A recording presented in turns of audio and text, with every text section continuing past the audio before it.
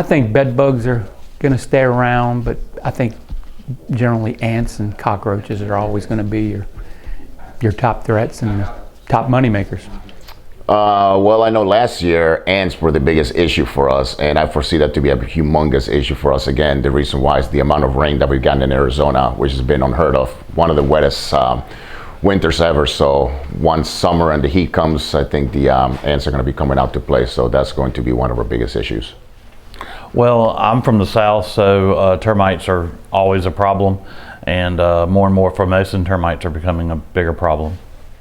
Pests that I foresee becoming a problem this year in the Florida market would, in my opinion, be fleas and mosquitoes.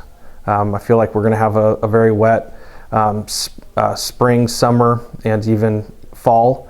It's going to be incredibly important to keep your properties and standing water treated and keep those populations under control. You know, these things vary so much, really. I mean, but it's always the same usual suspects, right? It's always going to be rodents in one area. It's always going to be ants everywhere. Bed bugs seem to be fluctuating a lot more.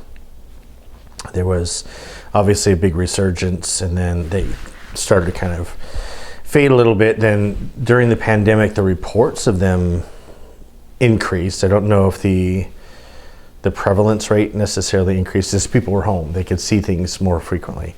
And that seems to be carrying on. But I think right now it's more a matter of,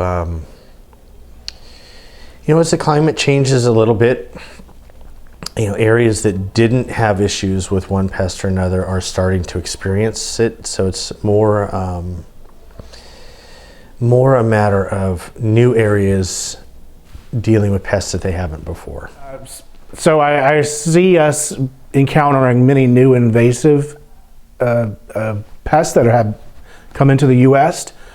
We have the spotted lanternflies that are starting to make it their way from the northern states into our northern parts of our territory.